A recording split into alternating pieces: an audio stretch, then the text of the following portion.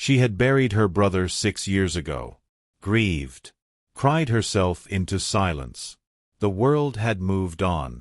But then, on a rainy Thursday afternoon, a viral video from a street fair in Los Angeles stopped her heart. Because in the blurry corner of that video was her brother, laughing, alive. It started like any other afternoon in Marietta, Georgia. Clara Reynolds, now 32, was folding laundry in her small 2-bedroom apartment, the hum of the dryer filling the silence. Her 5-year-old daughter napped in the next room. On the TV, some influencer's vlog played quietly in the background. A street fair in downtown LA, full of lights, music, and chaotic laughter. She almost didn't look up. But some subconscious tug, made her glance at the screen just as the vlogger panned across a group of people dancing behind a food truck. Her body froze.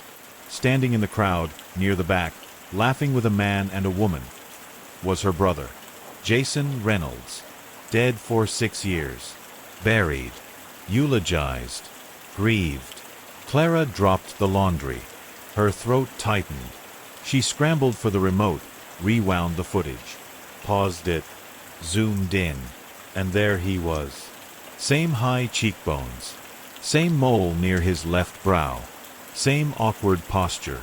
Even the necklace, a stainless steel dog tag she had given him for his 21st birthday, gleamed faintly under the streetlight. It wasn't just a resemblance. It was Jason. But Jason had died, or so she thought. Back in 2018, Jason was reported missing after heading to a beach party near Venice, California. Days later, a badly decomposed body was discovered along the cliffs near Big Sur. Police matched the clothing and a set of dental records. Clara had never seen the body. The casket was closed. Everyone said it was him. Everyone, except her gut. Something always felt off. Clara tried to reason with herself. Maybe it was someone who looked like him. Maybe the mind was playing tricks. But when she pulled a still frame from the video and overlaid it with a photo of Jason from 2 weeks before he vanished, it matched perfectly. And the necklace? That was one of a kind. That night, Clara couldn't sleep. Her hands trembled as she scoured the internet for any clues. She found the original video. It had over 2.1 million views and was titled "Craziest Street Fair Ever" by a popular YouTuber named Lexi Vance. She watched it on loop, dissecting every second. And in one frame, the man she believed was Jason turned and looked right at the camera. It was a split second, but it was enough. That wasn't a coincidence. The next morning, Clara filed a police report. She printed the screenshots, brought in Jason's old photos, even dug up his dental records from a storage box. But the detectives, Detective Harris and Detective Monroe, weren't convinced. "You said your brother died 6 years ago," Harris said, skeptical. "The body was identified. The case was closed."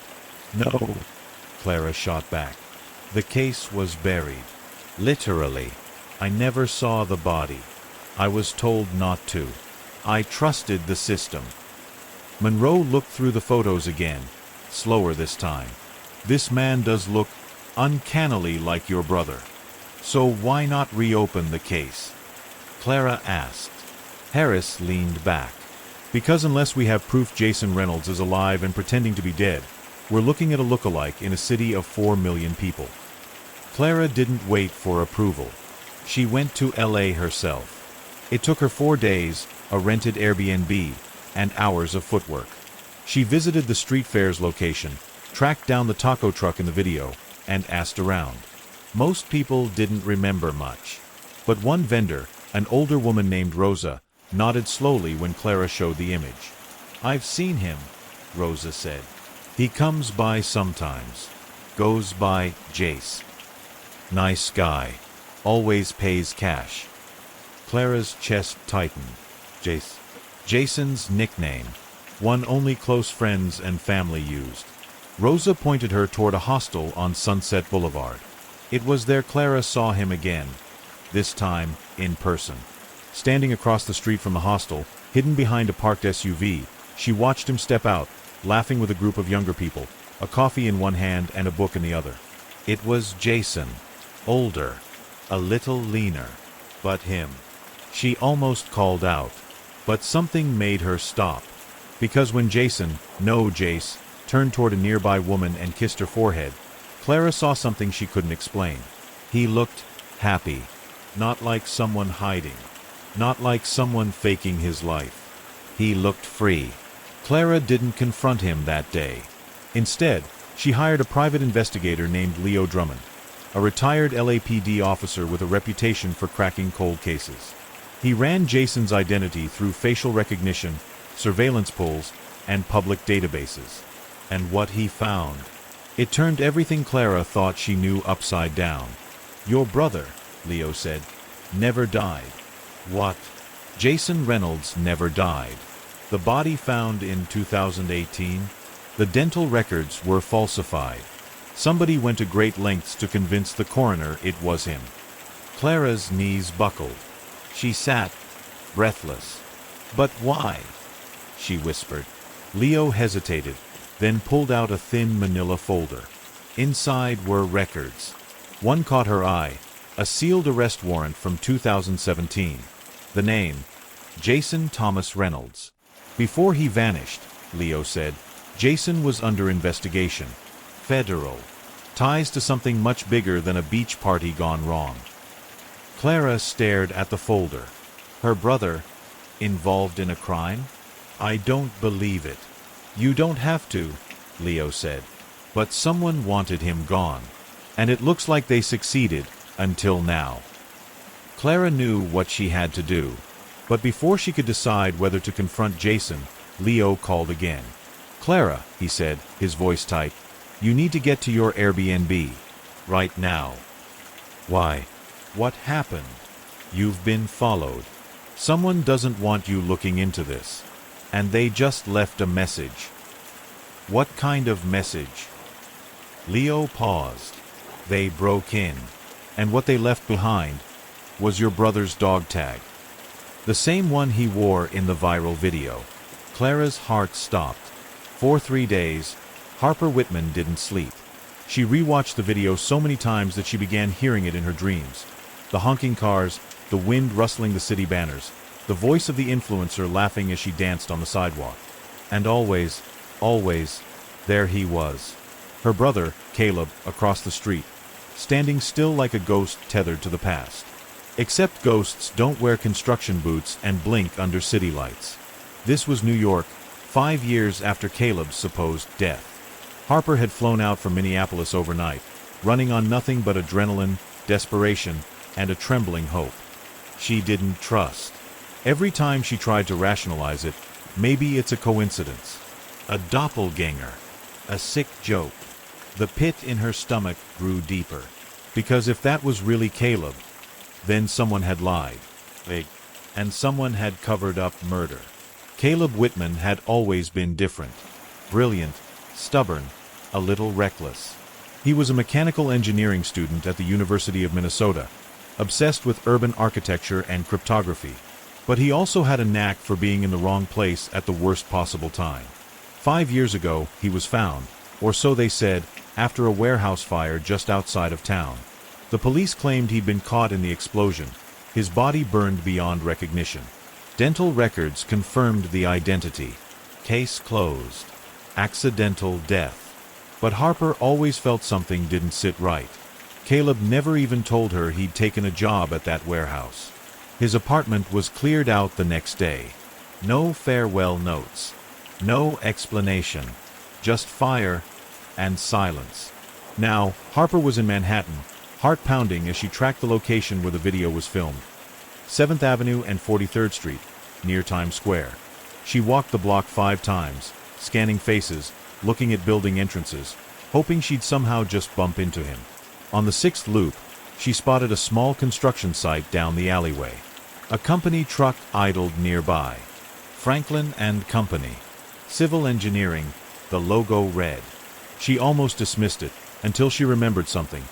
Caleb had once mentioned Franklin and Company in passing years before. He wanted to intern there. It was a dream job. Harper approached the foreman on site, flashing a fake smile. "Hey, I'm looking for someone who might have worked here last week." Tall guy, dark hair, kind of broody. Wears a black hoodie with red cuffs. The foreman eyed her, suspicious. Can't say. We don't give out employee info. I think he's my brother, Harper whispered, voice shaking. I thought he was dead. That made the man pause. Look, lady, he said finally. We had a guy matching that description. Name's Kyle. Been working off and on for a few months. Quiet guy. Keeps to himself. Left town this morning. Didn't say where. Kyle. The name slapped Harper like a gust of winter air. Not Caleb, but too close to ignore. She stood there, frozen in her shoes. Caleb hadn't just faked his death. He'd changed his name. Frustrated but more determined than ever, Harper flew back to Minneapolis to confront the one place she never wanted to return, the site of the warehouse fire. The structure had long since been demolished. In its place was a vacant lot and a locked city fence. But Harper had friends, people from her days as a local reporter. One of them, an old fire investigator named Grant, agreed to meet her. 5 years ago, Harper said to him, you were on that scene. You remember the body they found. Grant nodded. Burned up. No way to ID visually. But the dental match was solid. What if the dental records were planted? She asked. He stared at her for a long time. Harper, he said gently, you're chasing ghosts. No, I'm chasing the truth. Grant sighed. You didn't hear this from me, but there was one thing odd. The molars they pulled didn't match the fillings Caleb's dental file said he had. But the coroner said it was post-mortem damage. Case was rushed. Higher-ups wanted it off the books. A rushed ID, a missing brother, and now a viral video.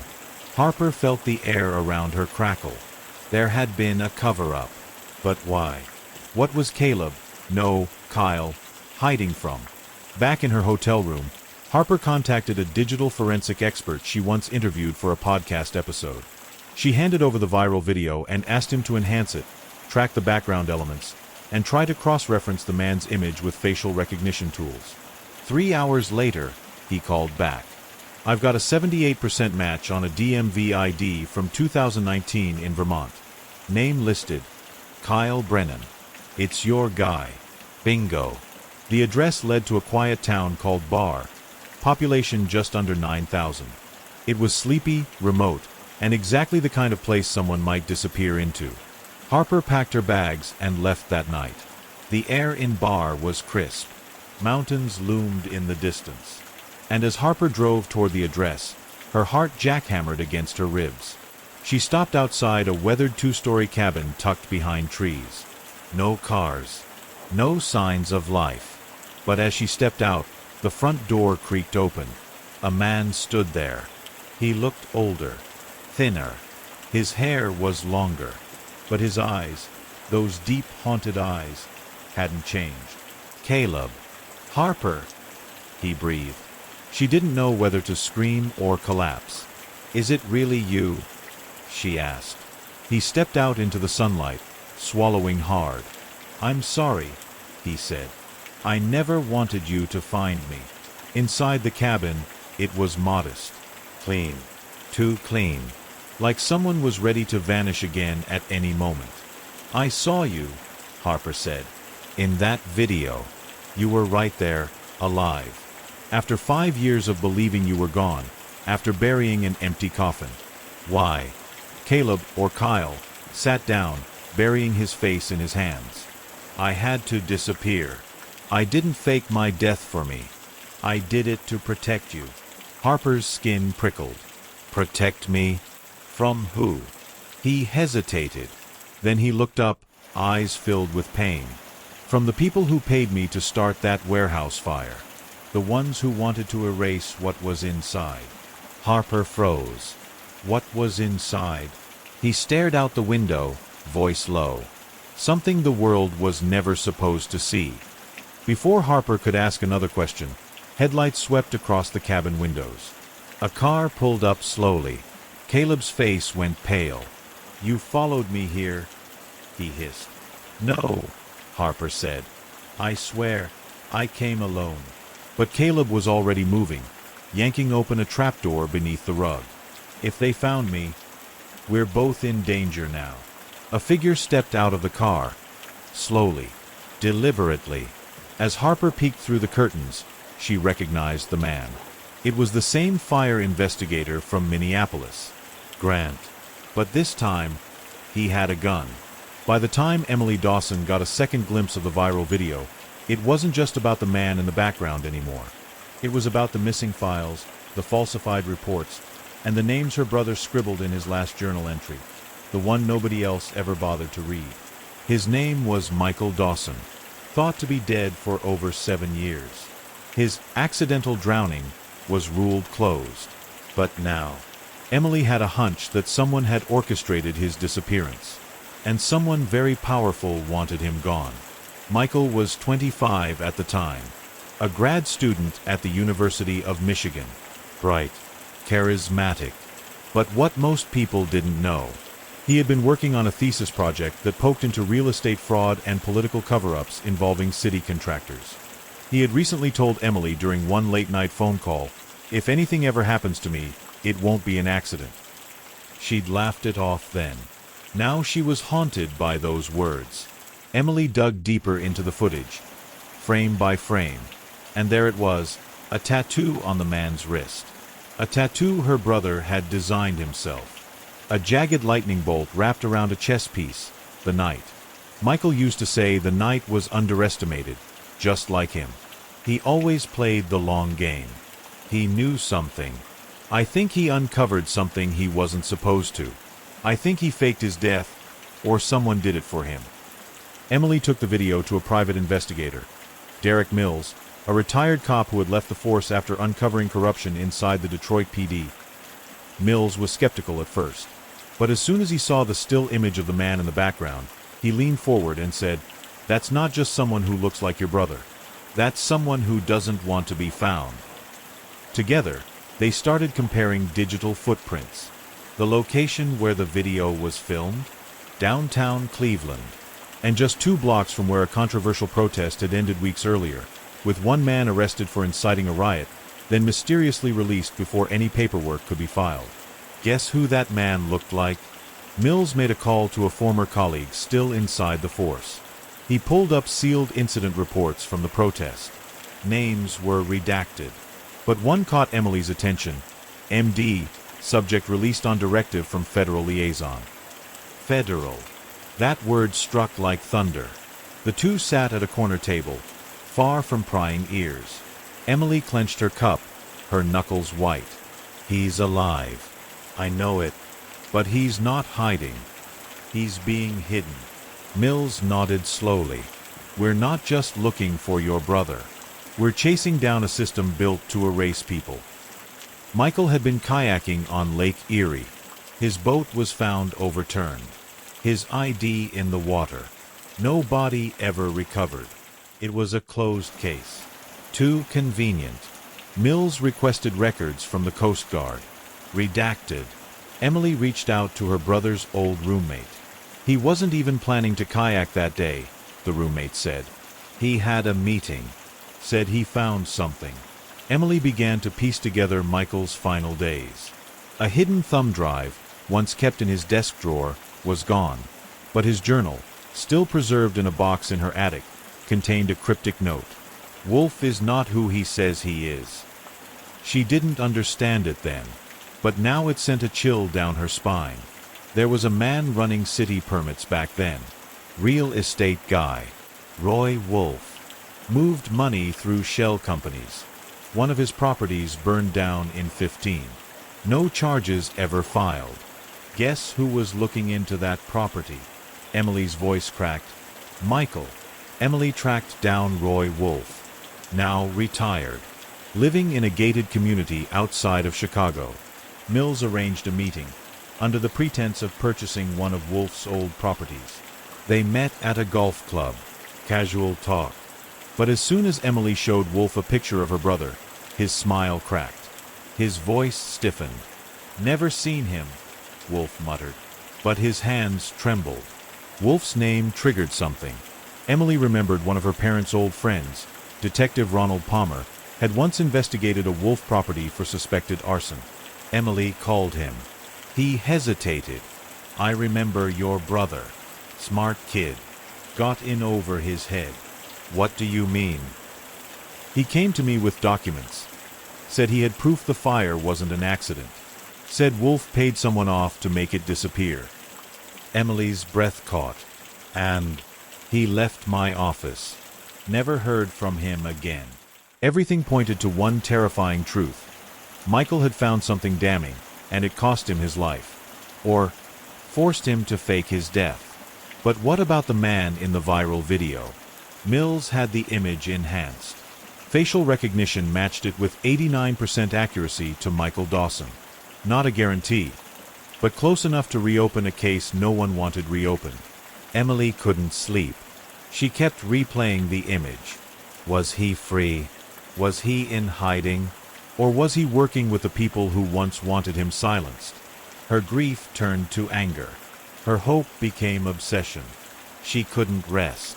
Not until she knew. 2 days later, Emily got a call. From a blocked number. The voice on the other end whispered, "You're asking questions you shouldn't. Let him go." She froze. "Who is this?" Click. Call ended.